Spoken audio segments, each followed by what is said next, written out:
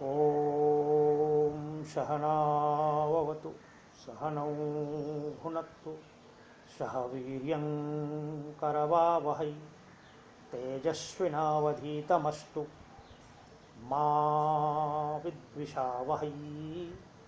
ॐ शान्ति शान्ति शान्ति। अब तक अहम ब्रह्मास्मि इस अनुभव वाक्य का अर्थ बताया गया। उसके संबंध में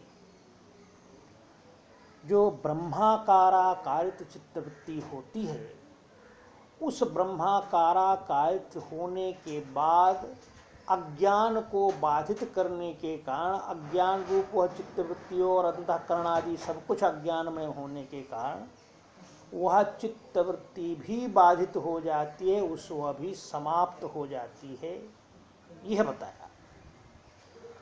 अब यहाँ इस जगत व्यवहार में लोक में जो चीज़ों का जानना है वह कैसे होता है, उसकी चर्चा चित्तवृत्ति के का वहाँ क्या रूप होता है यह बता रहे हैं।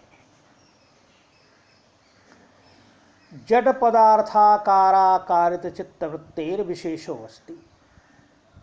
कहा जो जड़ पदार्थ हैं उनके आकार से आकारित जो चित्तवृत्ति है उसमें यह विशेष है, वह नष्ट नहीं होती है। ब्रह्माकाराकारित चित्तवृत्ति ब्रह्म स्वयं प्रकाशमान है, इसलिए वो उसको क्या प्रकाशित करेगी। वो स्वयं प्रकाशमान होने से ब्रह्म के वह उसके प्रकाश से अभिभूत होकर के समाप्त हो जाती है। लेकिन यहाँ जड़ पदार्थों के आकार से आकारित जो चित्तवृत्ति है उसमें यह विशेष बात है, वह उसके समान नहीं है। ब्रह्माकाराकारित चित्तवृत्ति के समान यहाँ क्या विशेष है वो बता रहे हैं। तथा ही अयम घट इति घटाकाराकारित चित्तवृत्ति अज्ञातम घटम विषयीकृत्य तदगत अज्ञान निरसन पुरस्सरम स्वगत चिदाभासेन जटम घटमपि भासयति। कहा यहाँ पर जैसे बाहर आपने देखा अयम घटा, यह घड़ा है, तो इस ज्ञान में यह जो चित्त की वृत्ति है यह घटाकाराकारित होती है। तो घटाकाराकारित चित्त वृत्ति जो है वह अज्ञात घट को विषय करके तदगत अज्ञान निरसन पुरस्सर, उसमें रहने वाला जो घट विषयक अज्ञान है उसको निरस्त करती हुई उसके निरसन पूर्वक स्वगत चिद आभासेन, जो अंतःकरण में चैतन्य का आभास है तो उस चैतन्य के आभास के द्वारा जडम घटम, जो जड़ घट है, जडम घटम अपि आभास है, तो उस जड़ घट को प्रकाशित करती है। यह विशेष है। ब्रह्माकाराकारित होती है तो ब्रह्म स्वयं प्रकाश है, और वो ऐसा प्रकाश है जैसे सूर्य, तो सूर्य को कोई दीपक नहीं प्रकाश कर सकता है। किंतु घड़ा तो जड़ है, तो ये घटाकाराकारित जब चित्तवृत्ति होती है तो घट के विषय में जो अज्ञान है उसको तो दूर करती है, और उस अज्ञान को दूर करके घट जो जड़ है स्वयं प्रकाश नहीं है उसको जो चिदाभास, जो अपने भीतर चैतन्य का प्रकाश है, उस प्रकाश से उस घड़े को प्रकाशित करती है। ये बताएं। स्वगत चिदाभासेन जडम घटम अपि भासेति, अपने भीतर रहने वाले चिदाभास के द्वारा जड़ घट को भी प्रकाशित करती है। तदुक्तम, यही बात कही है। बुद्धि तत्स्थ चिदाभासौ द्वावेतौ व्याप्नुतो घटम तत्राज्ञानम धिया नश्येदाभासेन घटः स्फुरेत्। कहा बुद्धि और उसमें रहने वाला जो चैतन्य का आभास, यह दोनों ही घट को व्याप्त करते हैं। तत्र अज्ञानम ध्यानस्य, वहाँ जो अज्ञान, घट विषय का अज्ञान है, उस अज्ञान को बुद्धि नष्ट करती है। और जो चैतन्य का आभास है, चिदाभास है, उस चिदाभास से के प्रकाश से घट जो है स्फुरित होता है। यह घड़ा है, घट प्रकाशित हो गए। उदाहरण दे रहे हैं, यथा दीप प्रभा मंडलम अंधकारगतम घटपटादिकम विषयीकृत्य तदगत अंधकार निरसन पुरस्सरम स्वप्रभया तदपि भासयति इति।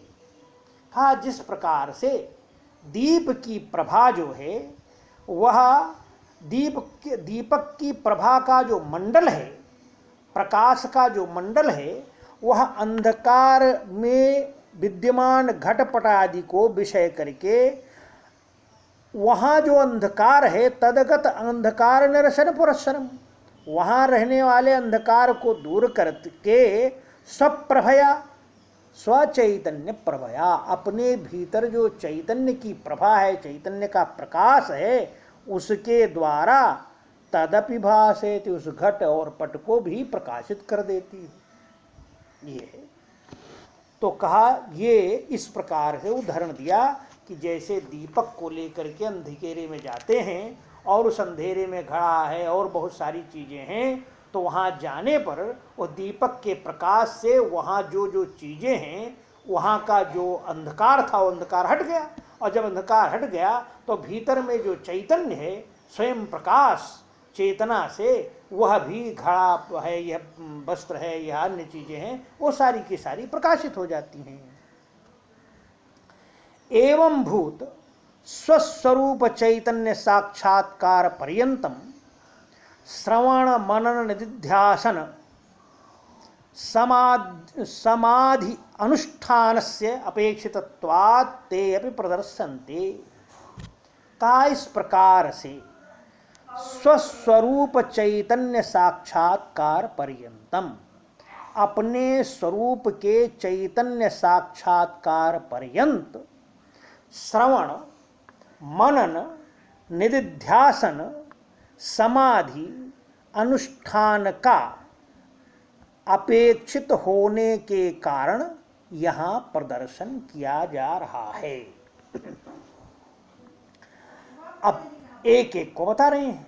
श्रवणम नाम षड्विधि लिंगैः अशेष वेदांतानाम अद्वितीये वस्तुनि तात्पर्य अवधारणम।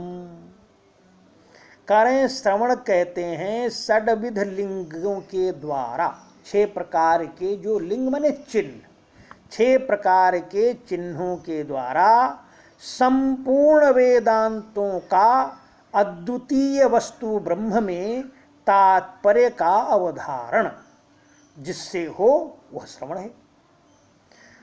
अब प्रश्न हुआ कि लिंग क्या है, चिन्ह क्या है, वो बता रहे हैं। लिंगानि तु उपक्रमोपसंहाराभ्याम, लिंगानि तु उपक्रमोपसंहाराभ्यास पूर्वता फलार्थवादोपपत्त्याख्यानि। और लिंग हैं उपक्रम, उपसंहार, अभ्यास, अपूर्वता, फल, अर्थवाद और उपपत्ति, ये 6 जो है ये लिंग हैं। तत्र प्रकरण प्रतिपाद्यस्य अर्थस्य तदाद्यन्तयोरुपादानम् उपक्रमोपसंहारौ यथा छान्दोग्ये 6ठाध्याये प्रकरण प्रतिपाद्यस्य अद्वितीय वस्तुनः एकमेवाद्वितीयम् इत्यादौ ऐतदात्म्यमिदं सर्वम् इत्यन्ते च प्रतिपादनम्। कहा वहाँ प्रकरण प्रतिपाद्यस्य अर्थस्य, प्रकरण में जो प्रतिपाद्य अर्थ है उसका तदाद्यन्तयोः उपपादनम उपक्रमोपसंहारौ, कहा उसके आदि और अंत तक, उपपादन से प्रारंभ करके, उपक्रम से प्रारंभ करके उपसंहार पर्यंत जो कुछ कहा गया वो प्रकरण है। उदाहरण दे रहे हैं, यथा जिस प्रकार से छांदोग्य 6ठाध्याय, छांदोग्य उपनिषद के 6ठे अध्याय में प्रकरण प्रतिपाद्य से अद्वितीय वस्तुनः, प्रकरण में प्रतिपाद्य जो अद्वितीय वस्तु ब्रह्म है उसके विषय में कहा एकमेवाद्वितीयम, वहां ब्रह्म शब्द भी है। तो एकमेवाद्वितीयम, जो एकमेव अद्वितीय है वह। इत्यादौ ऐतदात्म्यमिदं सर्वम, यहां से प्रारंभ किया और समाप्त कहां किया? ऐतदात्म्यम इदं सर्वम, यह सबका सब, इस सबका से जो संपूर्ण है उस समग्र का वही आत्मा है, उससे ही ये सारा है। इदम सर्वम ऐतदात्म्यम, यह सबका सब इससे ही आत्मत्व को प्राप्त है, माने वही सबकी आत्मा है, ये बताया। प्रकरण प्रतिपाद्य से वस्तुनः तन्मध्ये पौनः पुण्येन प्रतिपादनम अभ्यासः, कहा जब प्रकरण का प्रतिपादन प्रारंभ हो गया तो प्रकरण में प्रतिपाद्य वस्तु का मध्य में पौनः पुण्येन प्रतिपादनम, बार बार युक्ति से उसे बार बार प्रतिपादन करना, इसको अभ्यास कहते हैं। यथा तत्रैव, जैसा कि वही छांदोग्य उपनिषद में अद्वितीय वस्तुनि, उस अद्वितीय वस्तु के प्रतिपादन में बीच बीच में उन्होंने कहा तत्त्वमसि श्वेतकेतो, तत्त्वमसीति नवकृत्वः प्रतिपादन। तत्त्वमसि, यह उद्दालक ने श्वेत को उपदेश, श्वेत केतु अपने पुत्र को उपदेश देते समय 9 बार, 9 श्लोकों में अंत में 9 बार कहा, तो यह अभ्यास हो गया, बार बार उसी चीज को समझाना युक्तियों से, यह जो है इसको अभ्यास कहते हैं।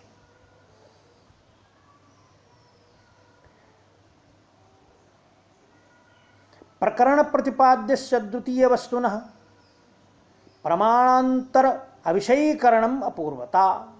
प्रश्न उठा अपूर्वता क्या है, वो बता रहे हैं अपूर्वता क्या है। प्रकरण प्रतिपाद्यस्य अद्वितीय वस्तुनः, जो प्रकरण में प्रतिपाद्य अद्वितीय वस्तु है उस अद्वितीय वस्तु का प्रमाणांतर अविषयीकरणम, अन्य प्रमाणों से नहीं जाना जाना, दूसरे प्रमाण उसको विषय नहीं करते हैं, यह उसकी अपूर्वता है। यथा तत्रैव, जैसा कि वही छांदोग्य उपनिषद में कहा गया है, अद्वितीय वस्तुनो मानांतरा विषयीकरणम, अद्वितीय वस्तुनः मानांतर अविषयीकरणम, अद्वितीय वस्तु का दूसरे प्रमाणों से विषय का विषय न होना। फलम तो फल बता रहे हैं। प्रकरण प्रतिपाद्यस्य आत्मज्ञानस्य तदनुष्ठानस्य वा तत्र तत्र श्रूयमाणं प्रयोजनम, का फल क्या है? तो फल बता रहे हैं कि प्रकरण में प्रतिपाद्य जो आत्मज्ञान है, उस आत्मज्ञान और उसके अनुष्ठान का जगह जगह वहाँ वहाँ श्रूयमाण, जो बताया गया है कि इसका क्या फल है, क्या प्रयोजन है, क्यों आत्मज्ञान होना चाहिए, यही उसका फल है।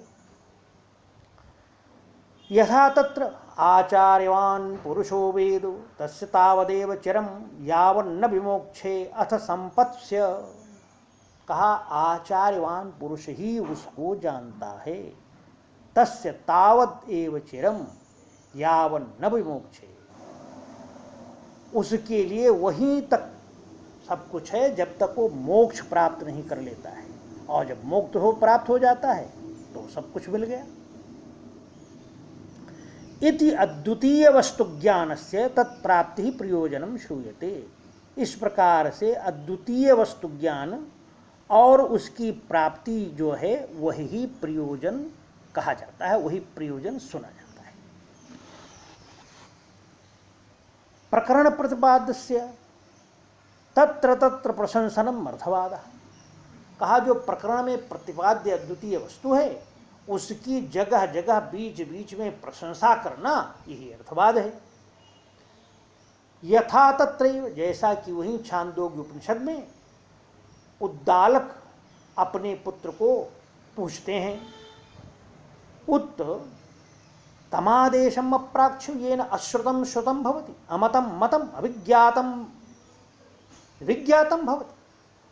हे पुत्र, तम आदेशम अप्राक्ष्य, तूने उस आदेश को अपने गुरु से पूछा, येन अश्रुतम श्रुतम, जिससे कि बिना सुना हुआ हो जाए।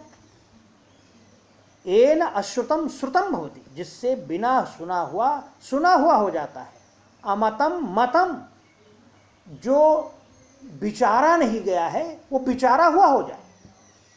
और अविज्ञातम विज्ञातम, जो जाना नहीं गया है वो जाना हुआ हो जाए।